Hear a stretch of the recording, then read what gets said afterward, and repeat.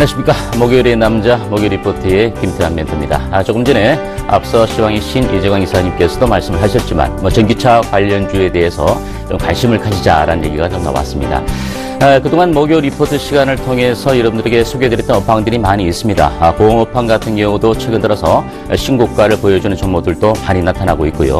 이달 10월 1일부터 날 여러분들께도 말씀드렸던 스마트폰 부품주 가운데서도 아이폰 관련 수혜주 중에서 역시 LG 이노텍 같은 종목이 여러분들이 분명히 중기적인 급등을 보여줄 수 있을 것이다 라고 말씀드렸는데, 어제 장중에 10% 이상이나 급등을 하면서 종가도 10% 전후한 시점까지 급등을 해주었습니다.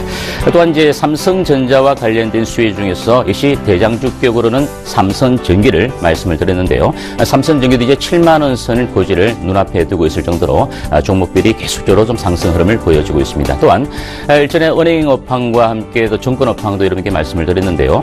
분명히 상당히 저평가된 구간이고 바닥 구간이다라는 부분을 말씀을 드렸습니다. 그래서 은행 업황 가운데서도 신한지주나 기업은행 이와 같은 종목들, 그리고 다 좀 종목들이 많이 있지만 우리은행 같은 경우도 여러분들이 좀 관심을 가져주신다면, 충분히 아직은 업황은 회복되지 못하고 있지만 인터넷 은행과 맞물려서 그에 따른 전반적인 미래에 대한 대비하고 있는 종목들, 그리고 실적이 상당히 좋은 종목들 같은 경우는 바닥권이기 때문에 여러분들께서 굳이 현재 시점에서 시장이 흔들흔들거린다 하더라도 매수해 놓으시면 크게 손해가 볼 수 없는 그런 종목들이다 말씀드렸죠.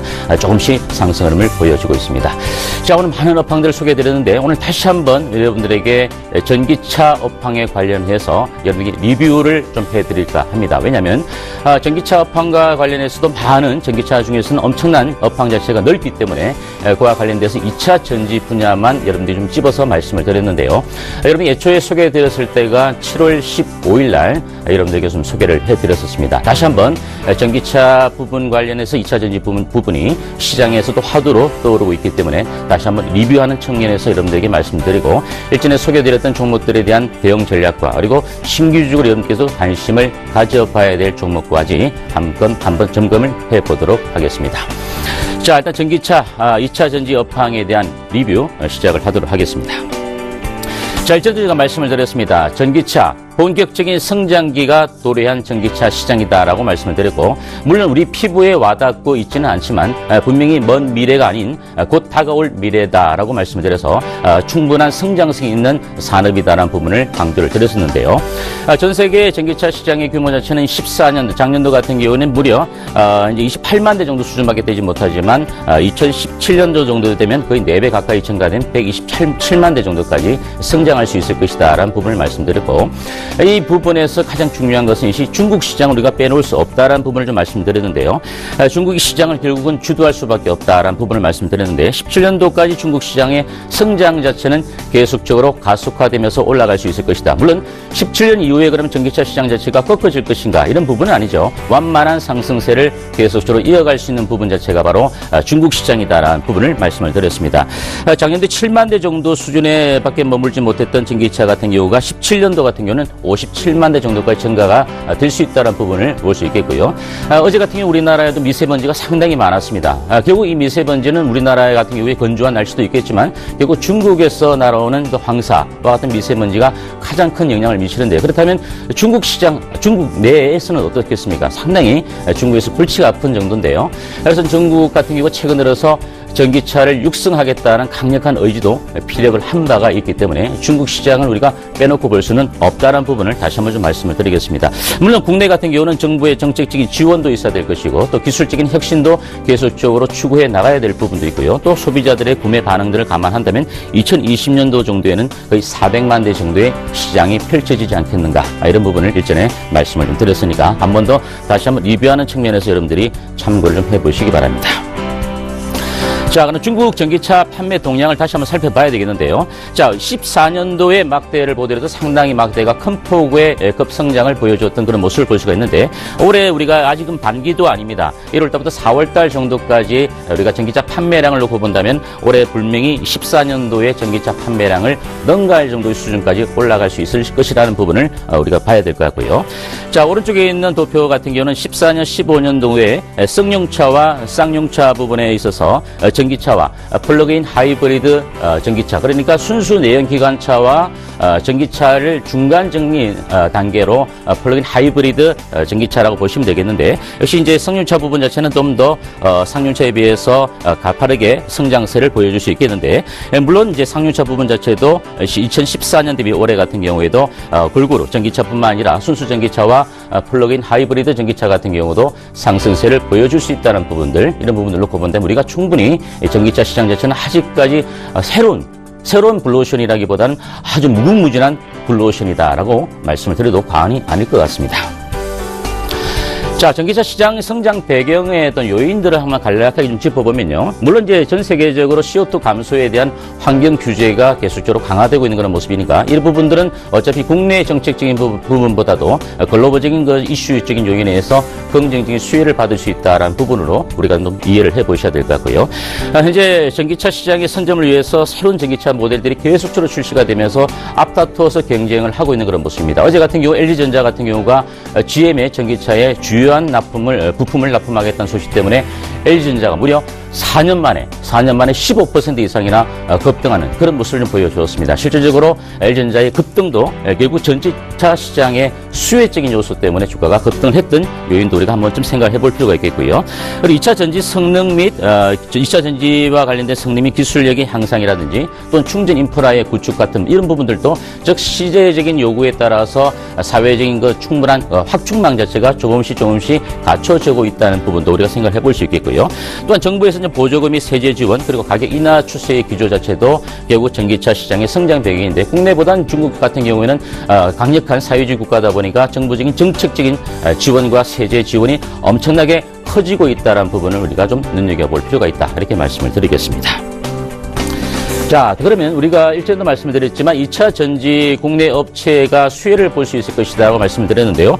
밑단에도 말씀을 드려놨지만 LG화학 그리고 삼성 SDI, SK이노베이션 같은 경우가 중국 시장에서 유일하게 타국에서 공장을 정선할 수 있는 나라, 결국 우리나라가 현재 이 세 개 종목 기업들이 진출을 했다라는 부분을 볼 수 있겠는데, 그만큼 중국 같은 경우는 아직까지는 쌍용차 부분에 있어서는 상하이 자동차라든지 광저우 자동차라든지 로컬 기업들의 성장세는 상당히 많이 증가가 되고 있지만 결국 배터리 부분에 있어서는 아직은 기술적인 부분에서 열세를 보이고 있다라는 부분을 볼 수 있겠죠. 또한 안정성적인 측면에서 경험이 부족하다. 결국 전기차 같은 경우가 한번 충전을 통해서 얼마만큼 오래 달릴 수 있느냐도 중요하지만 도중에 전기차 차가 가다가 도중에 서버린다든지 이런 부분이 된다면 결국 안정성적인 측면에서 과연 소비자들이 어느 정도는 색안경을 끼고 있는 그런 부분인데, 중국 시장은 아직까지도 안정성적인 측면에서 경험이 부족한 모습이고, 역시 대규모 생산 설비가 부족하기 때문에 국내 업체가 앞다퉈 진출을 해놓고 있는 그런 상황이다. 이런 부분을 좀 여러분들께서 기억을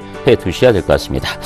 자, 그래서 일단 중국 시장 자체는 어차피 모든 여타 산업에 있어서 핵심적인 요소가 될 수밖에 없는데, 최근 경제 성장률 자체가 이제 지표상으로는 7% 이제 위로 하회가 되어 있는 그런 모습인데, 아직 어제까지는 시장 자체도 중국 시장도 급락을 했던 그런 모습인데, 다음 주에도 물론 오중준회가 또 열리면서 중국 같은 경우도 한 가지 카드가 더 남아있다라고 말씀을 드렸습니다. 결국 기준금리와 지급준비율을 다시 한번 인하하면서 양적 완화 카드를 만들어낼 수 있기 때문에 중국 시장의 급락 자체 여러분들 너무 신경 쓸 필요는 없다라고 말씀을 좀 간략하게 좀 드리면서, 어쨌든 중국 시장 우리가 좀 놓칠 수는 없는 그런 시장이다라는 부분을 분명히 좀 짚고 넘어가야 될 부분이다라고 말씀을 드리겠습니다.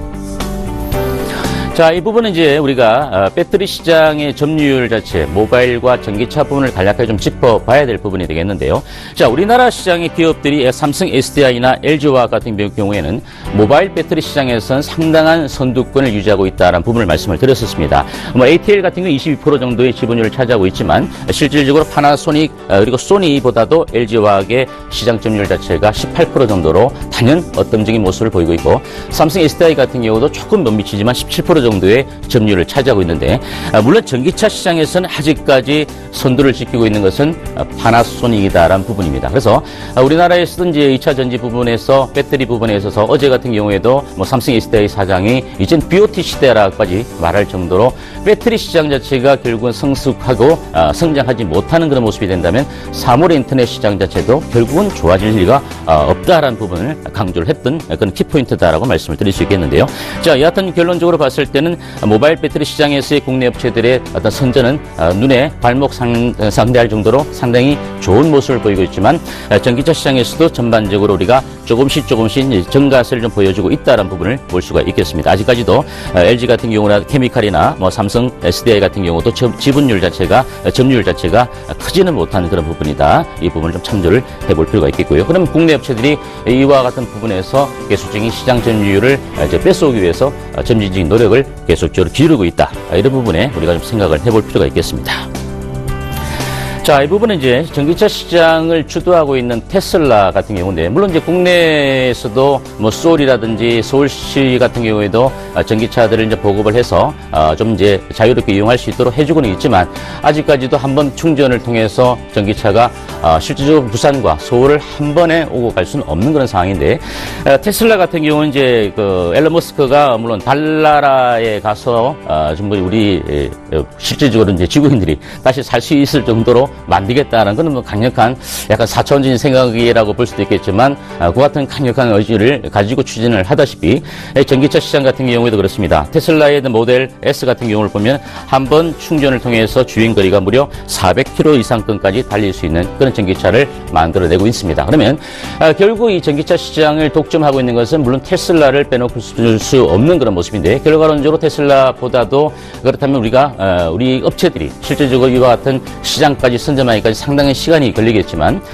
물론 내연기관차들에 대한 현재 생산 설비 자체를 한꺼번에 전기차 시장으로 바꿔버리기는 어렵겠죠. 그렇지만 점진적으로 이 시장 자체의 선점을 뺏기지 않기 위해서는 국내 업체들도 계속적인 그 기술 집약과 함께 꾸준한 기술적인 그 부분에서 성장을 도모하기 위한 R&D의 어떤 투자 부분을 계속적으로 증가를 좀 시켜야 되는데, 아직 그런 부분은 좀 미미한 부분이다라는 부분은 좀 아쉽다, 이렇게 말씀을 드릴 수 있겠습니다. 그래서 일단 테슬라 빼놓을 수 없는 그런 시장인데요. 자, 일단 테슬라의 시장과 더불어서 이제 이 부분은 이제 간단하게 그림을 좀 가져와 봤는데, 실질적으로 우리가 스마트카 시장이나 자동차 부품업황을 여러분께 말씀을 드렸을 때 성자 독식의 체제는 IT 기업은 가능하다, 애플처럼. 그렇지만 이제 전통 제조업 같은 경우는 성자 독식이 없다는 부분을 말씀을 드렸습니다. 그러면 어느 정도 중국의 로컬 기업들도 성장을 하고 있듯이 결국은 이제 연비라든지 이 같은 디자인 이런 좀 부분이 결국은 이제 승용차 시장의 어떤 성자 독식적인 부분은 아니겠지만 점유율을 뺏어올 수 있는 그런 부분으로 이어지지 않겠는가, 이렇게 보여지는데, 디자인적인 요소도 상당히 좀 중요하지 않을까, 이렇게 보여지고요. 이 부분은 여러분들이 크게 달라질 부분은 없는데, 실질적으로 약간 내부적인 부분에서 전기차 테슬라 모델 S 같은 경우는 뭐 기존의 내연기관차의 어떤 디자인과는 조금 차이가 있다는 부분 정도 한번 재미있게 좀 보시면 될 것 같습니다. 자, 그러면 이제 2차 전지 부분 자체는 사물 인터넷 부분으로 좀 확장하고 있는 부분은 우리가 이미 신문지상이나 또 피부에 좀 와닿고 있는 그런 부분이 될 텐데요. 자, 자동차용 블랙박스라든지 또 뭐 스마트워치라든지 뭐 블루투스라든지, 그죠? 또 구글 웨어러블 기기 등 여러 가지 부분에 있어서 실질적으로 2차 전지의 어떤 그 성능 자체가 좋아져야만 사물 인터넷 부분 자체도 성장할 수밖에 없는 그런 부분이다라고 말씀드리겠고요.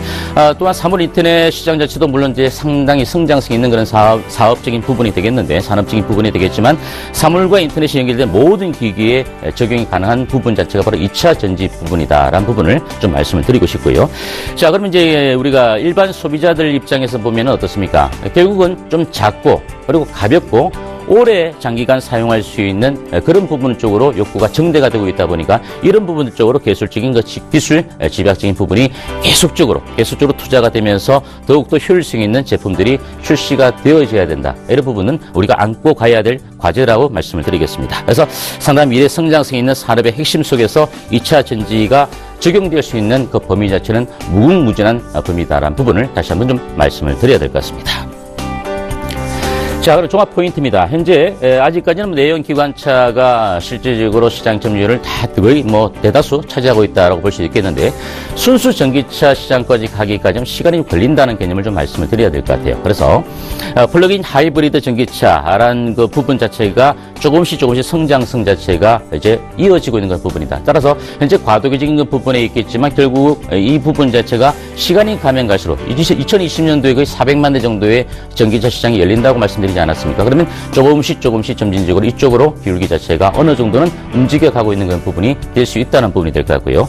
또 다음 주에 있을 이제 중국의 오중전에 관련해서 물론 IT 관련주들도 충분한 정책적인 수혜주가 될 수 있겠지만 역시 전기차 부분에 대해서 분명히 언급이 있을 거라는 부분입니다. 따라서 오중전에 관련해서 정책적인 수혜주로서의 전기차 시장 자체도 다시 한번 이슈가 되면서 시장의 화두가 될 수 있다는 부분을 한번 우리가 신경을 써봐야 될 것 같고요. 자, 앞서도 잠시 말씀드렸지만 에너지 플러스 2015가 개막이 되면서 삼성 SDI의 대표이사가 뭐라고 얘기했습니까? 사물 인터넷 IoT 시대가 성숙하기 위해서는 결국은 배터리 시장이 성숙을 해야 된다. 그래서 BOT 시장이 이제 개화가 될 것이라는 부분을 분명히 강조했다는 부분. 이 부분도 역시 국내 시장에서 전기차 관련주에 대한 관심을 우리가 가져봐야 될 시점이다라고 말씀을 드리겠습니다. 자, 이제 여러분들께 7월 15일 날 소개해드렸던 종목들입니다. 물론 큰 폭의 수익을 줬던 종목도 있고요. 그러지 못한 종목도 있습니다. 하지만 대장주격인 종목이 바로 LG화학 그리고 삼성 SDI다라고 말씀을 드렸는데요.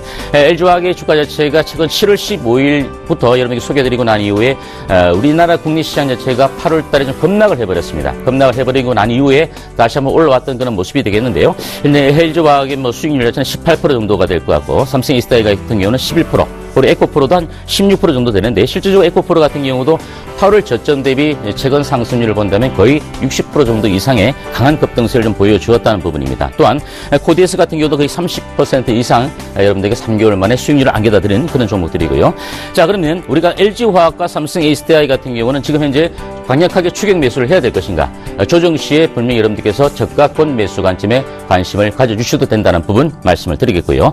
에코프로 같은 경우나 코디에스 같은 경우는 이제 변동성이 큰 약간의 중소형 개별주적인 측면이 있기 때문에 여러분들께서 에코프로라든지 코디에스 같은 종목들에 대해서 일부 이익 실현을 했던 분도 계실 것이고 아니면 아직까지도 매수하지 못하신 분도 계시겠지만 현재 강한 급등세를 보여준 변동성이 큰 중소형 개별주 같은 경우는 추격 매수보단 눌림목 시, 조정 시에 다시 한번 저가권 매수 관점에 관심을 가져야 되는 그런 종목이다. 이렇게 말씀을 드리겠습니다. 포스코 ICT 같은 경우는 이제 수익률이 크지는 못했습니다. 또한 최근에 들어서 자회사 매각과 관련된 이슈도 있기 때문에 포스코 ICT 같은 경우는 일단 단기적인 측면에서 관심주로서 좀 배제를 해볼 필요가 있지 않겠는가 이런 부분을 좀 말씀을 드리겠고요. 자, 그리고 상하 프론테크 같은 경우는 거의 70%에 가까운 68% 정도의 주가 급등률을 좀 보여주었는데요. 워낙 가파르게 상하 프론테크 같은 경우가 급등을 했기 때문에 이제 여러분들께서 신규적인 매수 관점에 가담할 수 있는 종목은 아니다는 부분을 좀 말씀을 드리겠습니다. 따라서 상하 프론테크 같은 경우는 보유하고 계신 분에 대해서 익절가를 좀 잡아놓고 여러분들이 수익을 실현할 수 있는 그 가격대를 분명히 좀 정해가면서 지켜봐야 되는 종목이지 이와 같은 급등세를 보였던 종목을 여러분 지금 현재 시점에서 강하게 들어갔다간 또 단기적으로 주가가 흔들릴 때 손실을 볼 수밖에 없는 그 구간이니까 보유자의 영역이라는 부분을 다시 한번 좀 말씀을 드리겠습니다. 그래서 여전히 LG화학과 삼성 SDI 이런 종목들 같은 경우는 여러분들께서 조정 시에 좀 관심을 가져야 될 것 같고요. 좀 최근 들어서 정유화학주 같은 경우는 이런 전기차 시장을 또 배제하더라도 상당히 정제 마진이 좋게 나타나기 때문에 앞으로 향후에 더 실질적인 부분 자체는 조금 더 추가적으로 개선되어 주신 여지가 있기 때문에 LG화학과 삼성 SDI 같은 경우는 우리가 여전히 시장의 흐름을 전반적인 상승 추세 기조로 놓고 본다면 조정 시에 매수 관점 가담해 볼 수 있는 그런 종목이라는 부분을 다시 한번 좀 말씀을 드리겠습니다.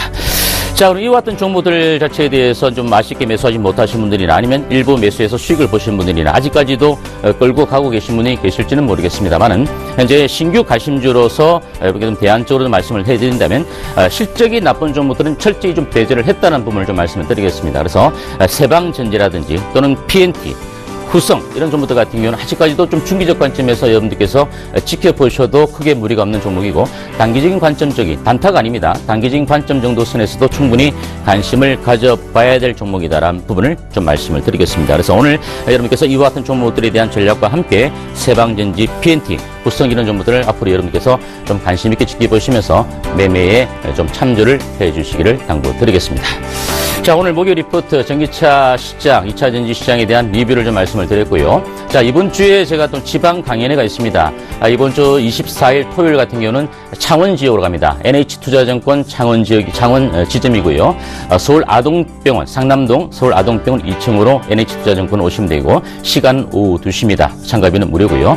그 다음날 또 25일 날 부산으로 또 갑니다. 부산 NH투자증권, 제 고향으로 내려가는데요. 여러분께서 많이 더 오시기 바랍니다. 시간은 역시 2시고요. 참가비는 무료입니다. 서면역 1번, 3번, 5번 출구로 오시면 될 것 같고, 또한 오늘 제가 그 정식규 방송이 내일 이제 끝나고 난 이후에 또 창원 강연에 가기 전에 또 탐방 갈 수 있는 그 기업을 하나 또 갔다 옵니다. 그 부분도 여러분들께서 무료 공개 방송을 통해서 또 말씀을 드릴 것이고, 또 창원과 부산 공개 방송 강연회를 통해서도 또 말씀을 드릴 테니까 많이들 오셔서 여러분들 좀 듣고 가시기를 당부드리겠습니다. 자, 오늘 목요일 리포트 시간 여기까지 마감을 하고요. 다음 주에 또다시 찾아뵙도록 하겠습니다. 시청해주셔서 감사드립니다. 감사합니다.